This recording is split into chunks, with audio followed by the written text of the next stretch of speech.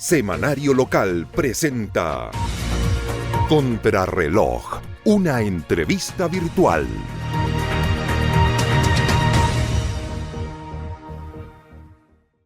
Hola, ¿qué tal? Muy buenas tardes. Día sábado acá en la Galería Viller, en el costado oriente de la ciudad de Osorno, junto a Bernardo Candia para conversar temas de actualidad, temas nacionales, temas locales también, y sobre todo la contingencia política, que es el tema que nos llama mayormente la atención ante esta reiterada ausencia de debate, a esta falta de masa crítica y esta falta de discusión de una problemática que nos atañe a todos como ciudadanos. Por lo tanto, para mí se convierte siempre en un placer compartir espacio con Bernardo Candia y conversar con ustedes de los temas que se plantean aquí en Contrarreloj. Bernardo Candia, una vez más, bienvenido.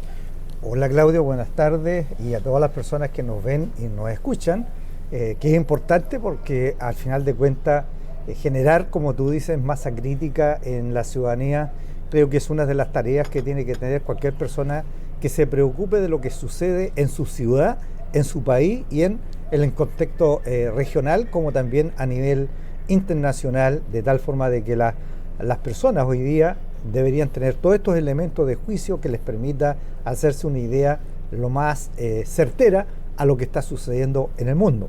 Bueno, para partir, nuevamente hemos traído hoy día 3 textos, Claudio. Uno que es El malestar social y crisis política, de Alberto Mayol, que es un texto que escribe, es un ensayo que escribe este sociólogo. Tercer libro de Alberto Mayol que trae. Tercer libro, y en este texto en realidad lo que él establece básicamente dice relación que post estallido social sigue subterráneamente un cierto malestar social que no ha sido adecuadamente canalizado por los proyectos políticos que han llegado a la moneda. Es decir, ni Boric, ni en este caso el presidente actual, ha sido o han canalizado este malestar social que se visualiza a través del recorrido de las páginas de Alberto Mayol en ese texto. Y aparece ahí una especie de dientes para hincarle al tema, precisamente, y me acuerdo, y acá digamos de mi dentista, que es Cristóbal Martínez, que atiende ahí en Cataluña. Vaya para él un saludo. Edificio Cataluña. Edificio Cataluña, un joven emprendedor, diría yo, que tiene su propia ahí microempresa, muy competente, y por lo tanto un saludo, un cabro bien agradable para el trato y la operación que ellos hacen en tu dentadura. El trabajo de ortodoncia. De ortodoncia. El segundo texto, que es un tema que yo desde mi punto de vista debiera todo chileno preocuparse, que este texto se hace una pregunta que trata de responderla a través de distintos especialistas en el tema. ¿Por qué el cobre no es de Chile? Las frustraciones y desafíos de Jorge Lavandero, pero que es una recopilación de distintos especialistas en mina, y especialmente desde el punto de vista de lo que son los materiales o los minerales de Chile. Es un texto altamente recomendable, muy coyuntural, y que creo que todo chileno debiera de leer porque da cuenta de la historia desde su origen hasta lo que hoy en día la minería en Chile. Este es el mismo Jorge Lavandero que fue acusado con grandes portadas y cuando fue absuelto no se mencionó en ninguna parte. Efectivamente. El tercer libro es un libro que yo también lo recomiendo, que me lo recomendó un doctor, que es de Juan Carlos Say y Marcela Ramos, La mejor salud del mundo. Es un análisis muy concienzudo de lo que es el origen de las ISAPRES en Chile, del Sistema Nacional de Salud que se construyó a partir de los años 50 en Chile, y que hace una especie de cronología de cómo se fue configurando el escenario para construir en los años 80, me parece que en los 80 o 70 empezó a construirse lo que era las grandes modificaciones o las 7 maravillas del mundo de nuestro gran presidente y dictador Augusto Pinochet. Y una de estas maravillas fue la creación de las ISAPRES, y cómo las ISAPRES se especializaron, curiosamente, a atender a los sanos de Chile, es decir, al estrato socioeconómico con mayor poder adquisitivo, pero de ese estrato social a los que estaban sanos. Acuérdate que incluso habían preexistencia, y esas preexistencias eran básicamente a aquellas personas que estaban enfermas, que obviamente incorporarlas a una ISAPRE era muy fregado. Dañino para el sistema. Para el sistema. Y por lo tanto, eso llegaron a la salud pública. Entonces, estos 3 textos son altamente recomendables porque son 3 temas que dan cuenta, digamos, de la realidad social, política y económica de nuestro Chile actual. Y los 3 temas muy de la mano de este libro de Alberto Mayol, que busca establecer cuáles son las crisis del malestar social y la crisis política y por qué se va perdiendo esta confianza en la institucionalidad y en todo lo que venga o tenga que ver con gobernanza, porque finalmente lo que hay es una molestia a todo lo que resulte de la dirección de los aparatos públicos, del sistema público, de la opinión pública, del trabajo en general, como aquellos funcionarios que cumplen una labor importante en el desarrollo del Estado, de la aplicación de políticas públicas. Esta disconformidad patente no es tan fácil de borrar. No, porque no es no es una especie de crisis social que se manifieste en distintas marchas, que se manifieste en algo visible, sino algo subterráneo que está ahí latente, que puede ser canalizado en algún momento, y eso es lo más peligroso porque es como un río que está recorriendo, pero que va en términos silenciosos, horadando, y por lo tanto ahí se va perdiendo paulatinamente una confianza en la institucionalidad democrática, en nuestras instituciones, que van perdiendo credibilidad y confianza en la ciudadanía. Y por lo tanto es un tema no menor que debiéramos nosotros mirarlo con mucho más cuidado, de cómo fortalecemos nuestras instituciones, de cómo hacemos que esas instituciones sean también confiable y creíble para la ciudadanía o para el ciudadano común y corriente, de tal forma que cuando él concurra a salud, cuando concurra a educación, cuando concurra a vivienda o concurra a cualquier institución estatal para sacar un documento, diga, bueno, esta institucionalidad a mí me sirve, claro, me da confianza y por lo tanto acá se va borrando este malestar. Pero lamentablemente en Chile hay un desapego, hay una crisis de confianza en términos de las instituciones, y eso hay que corregirlo, y para eso hay que tener políticas públicas adecuadas tendientes a fortalecer la institucionalidad de nuestro Estado. Desde la educación, fortalecer la educación para crear ciudadanos o enriquecer la visión de aquellos ciudadanos que hoy día son críticos del sistema porque no conocen otra forma de... Obviamente que el sistema educacional, que es un tema pendiente para nosotros, yo creo que ojalá el próximo programa pudiésemos tratar el tema de educación más inextenso, pero es evidente que nuestro sistema, no siendo el mejor, tampoco el más peor de todo del orbe o del planeta, y por lo tanto yo creo que hay que hacer un tratamiento mucho más concienzudo sobre ese en particular. Y bueno, a nivel nacional yo quisiera tratar, Claudio, el tema de lo que es uno de los componentes, ¿no? Este famoso proyecto de ley de reconstrucción económico y social que le han puesto al proyecto de ley que está hoy día en discusión en el Parlamento. Bueno, yo creo que debiéramos hincarle el diente a una sola variable que tiene que ver con la invariabilidad tributaria, porque para mucha gente que no conocen el tema, invariabilidad tributaria, ni siquiera saben qué es lo que significa en términos contables. En términos simples, es que se deja de cobrar impuestos. Y la historia, ¿qué nos demuestra? Para el año 1974, 1974, se dictó en ese contexto, acuérdense que hubo un golpe de Estado, y en ese contexto, en el año ya 74, se dictó un decreto que es el decreto DL 600, que entregaba invariabilidad tributaria para las empresas extranjeras que querían invertir en Chile y que los proyectos deberían ser sobre los 100 millones de dólares. En aquel momento, en ese cuando en los ese 100 contexto, millones de dólares tenían un valor nominal mucho más mayor amplio que el de hoy día. Entonces, 100 millones de dólares era la franquicia tributaria que le decían, mire, usted va a gozar de una tributación que se fijó que no era menor, que era un 42% efectivo. Es decir, esa era la tasa de cobro de impuestos para las empresas que quisieran instalarse en Chile en un contexto de absoluta incertidumbre, es decir, incertidumbre desde el punto de vista económico, incertidumbre desde el punto de vista político e incertidumbre desde el punto de vista social, porque el 74 no se sabía cómo se había a reaccionar la sociedad, y por lo tanto ahí, en ese contexto, aparece el decreto DL que funcionó hasta el 2015 en Chile.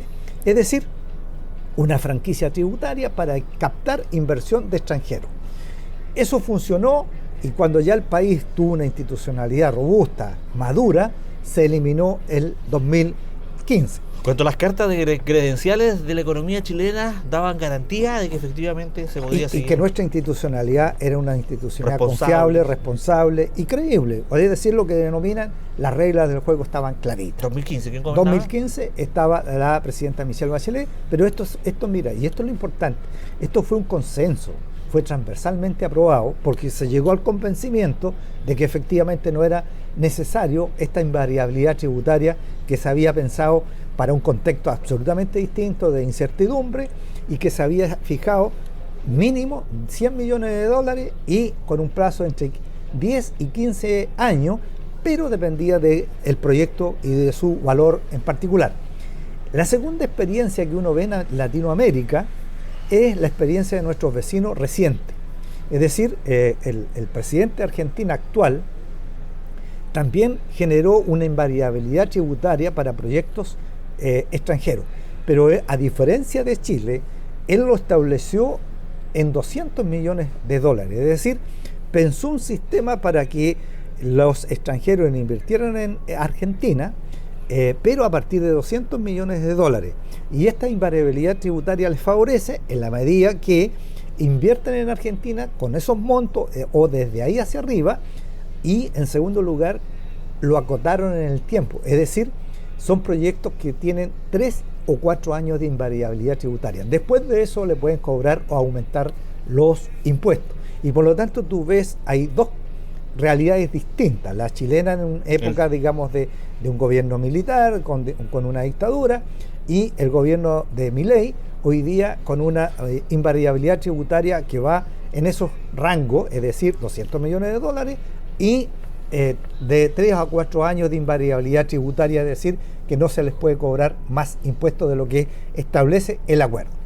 Y el tercer escenario es el que plantea nuestro proyecto estrella del gobierno del señor Kast, que establece una invariabilidad tributaria de 25 años.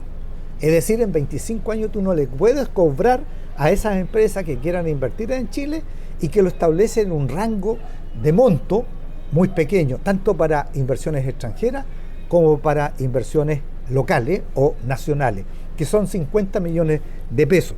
Bueno, de dólares, perdón. De dólares. Entonces tú dices, a ver, algo aquí no me cuadra. 50 millones de dólares en la actualidad es de verdad un piso demasiado bajo. Entonces da la impresión que aquí se quiere favorecer a un grupo de amigos. Bueno, Chile es un grupo de... O buscar una inversión ratona. Exacto, ya yo no quería, pero es ratonesco. Sí.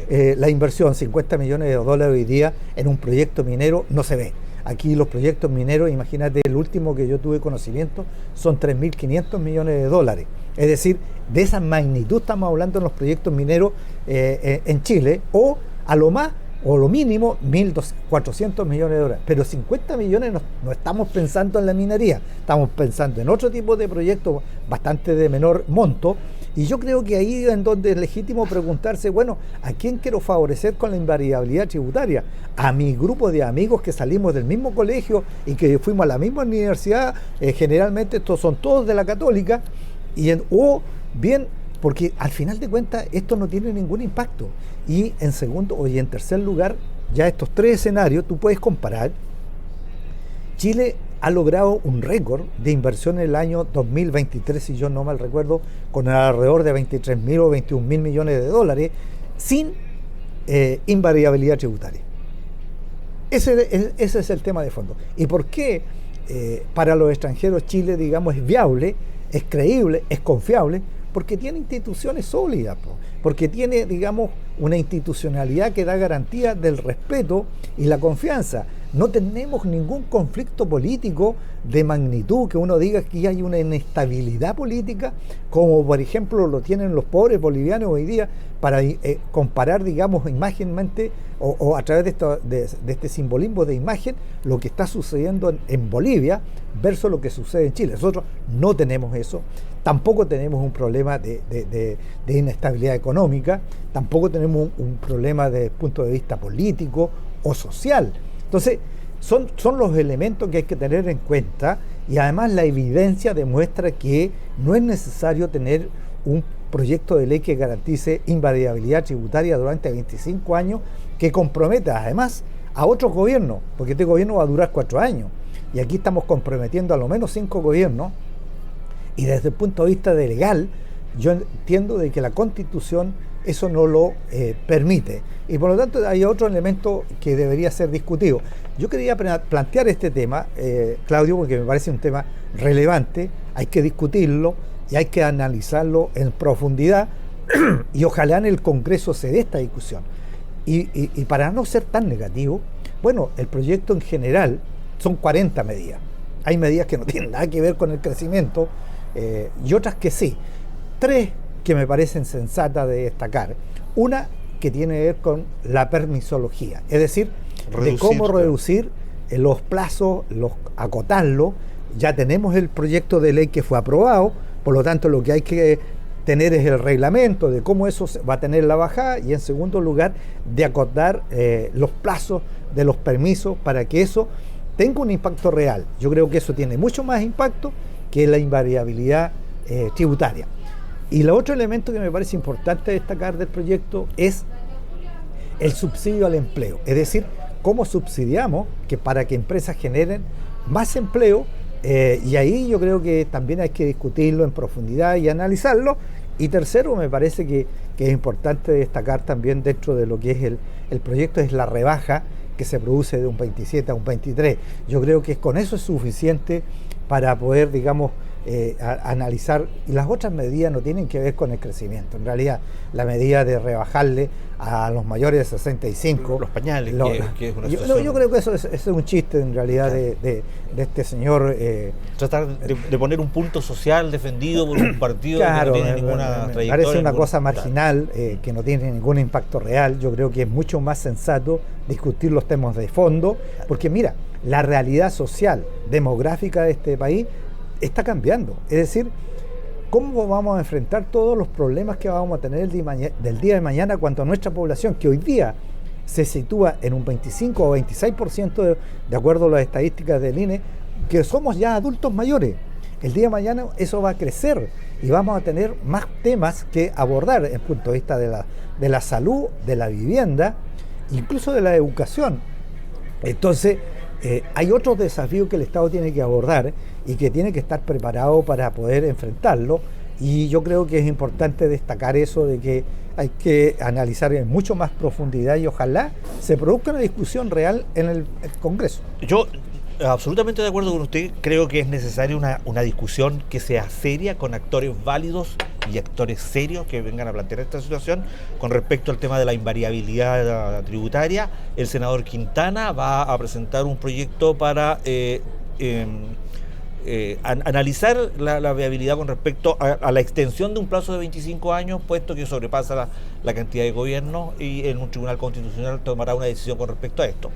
Segundo, hay que hacer un alcance cuando hablamos de que el gobierno militar el año 74 permitía una exención tributaria para aquellas empresas con un monto mínimo de $100 millones con un sueldo mínimo a 35 pesos, que es muy diferente a $50 millones con un sueldo mínimo de 560 mil pesos. Entonces, aquí estamos hablando de un chaucheo paupérrimo para intentar fortalecer. Yo no sé si las startups que están muy de moda, que son las pequeñas empresas que se hacen, que son recolectores de chapita que venden en frascos de colores. Yo soy crítico del sistema de las startups. O realmente vamos a invertir en pequeñas tecnologías, o si se busca a través de esto crear un gran sistema o un gran banco de ideas para microinversores que permitan motivar la creación de pioneros en empresas o la creación de empresas. Pero si fuese así, por lo menos debería plantearlo el gobierno, y no se ha planteado. No, claro, yo creo que hay que analizar en su mérito el proyecto, creo que hay que discutirlo, hay que dialogarlo, consensuarlo. Yo creo que las políticas permanentes en el tiempo son aquellas que nacen de un consenso, de un acuerdo general, transversal, porque de lo contrario, Claudio, vamos a tener un proyecto el día de mañana que, de acuerdo a las mayorías circunstanciales, pueden ser modificados. Y va a ser una trampa y una herramienta de estancamiento. Junto con este decreto 600, el año 74 del gobierno militar, del gobierno del señor Pinochet, venía un fortalecimiento del sistema de cooperativas para la inversión nacional, porque ese era un mecanismo que permitía reconstruir.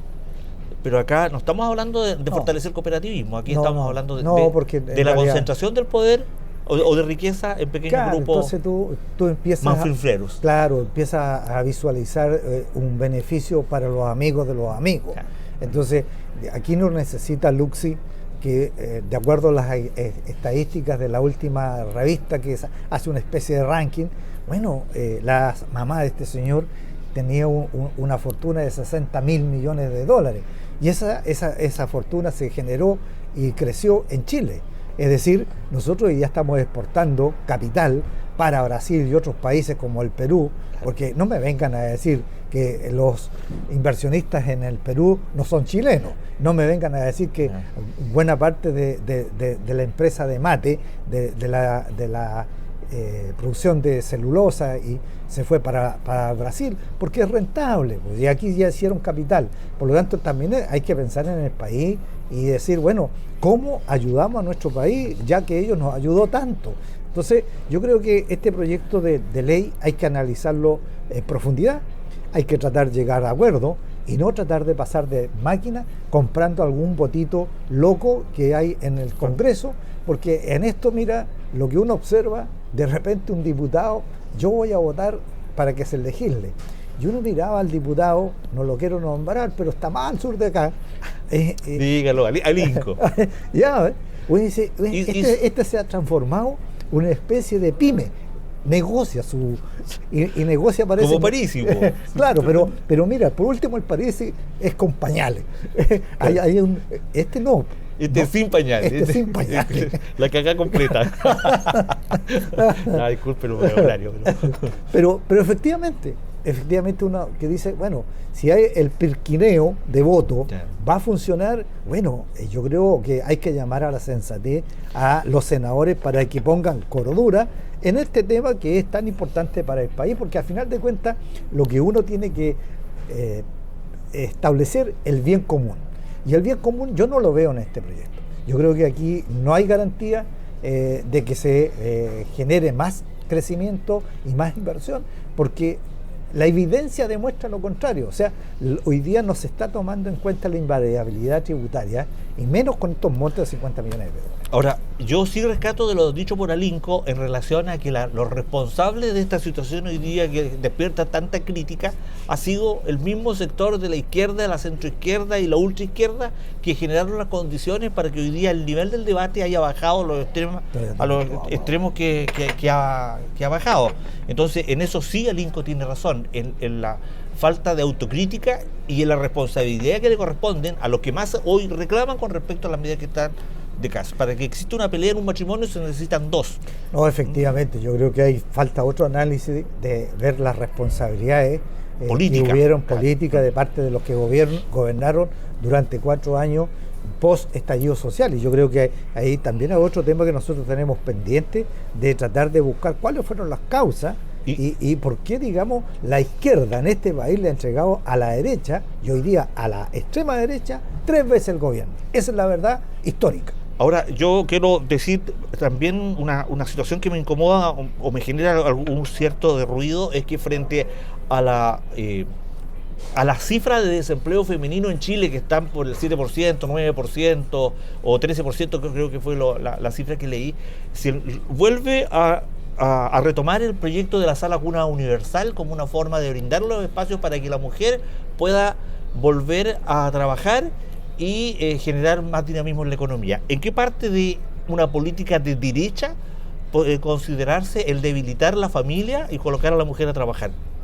Bueno, hay una falta de consecuencia que me llama mucho la atención. Lo segundo es, si nosotros realmente queremos fortalecer que la mujer tenga las condiciones para trabajar, fortalezcamos la institución que ya está definida. Junji integra. Hoy día son instituciones con poco presupuesto, con bajo salario para... O sea, el análisis de la Junji de integra es realmente malo a la hora de ver números y forma de funcionamiento. Entonces, ¿a eso le vamos a agregar una nueva institucionalidad con la Sala Cuna Universal?